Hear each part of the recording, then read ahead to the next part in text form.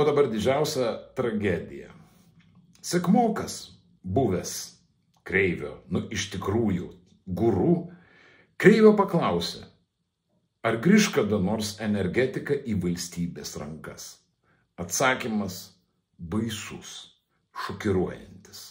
Ar Lietuvos energetika išliks valstybės kontroliuojama ir valstybės rankose, ar visgi judės toliau į privatizavimą, taps tarptautinės energetikos dalimi su mažesnė arba nedidelė įtaka iš vyriausybės ir atitinkamai, ar energetika toliau galės plėtotis, vystytis taip, kad užtikrintų poreikius tiek pramonės, tiek buitinių vartotojų, tai užtikrintų aukščiausią Lietuvos pramonės konkurencingumą ir socialinius gyventojų poreikius, kas būtų labai svarbu kaip nacionaliniai tikslai. Kalbant apie išlikimą energetikos valstybės rankose, tai turbūt tiek perdavimo, tiek skirstymo tinklas, infrastruktūra, terminalas buvo ir išliks valstybės.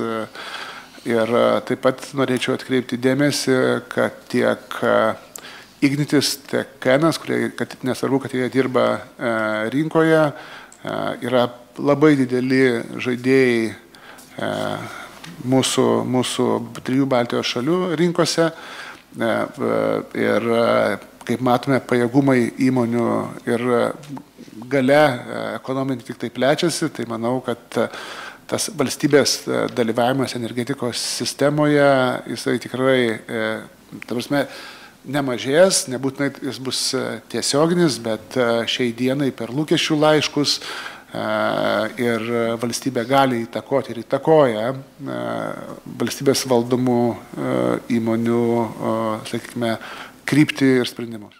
Taip, anot Kreivio, štai šitą milijardinį ūkį jie valdys lūkesčių laiškais.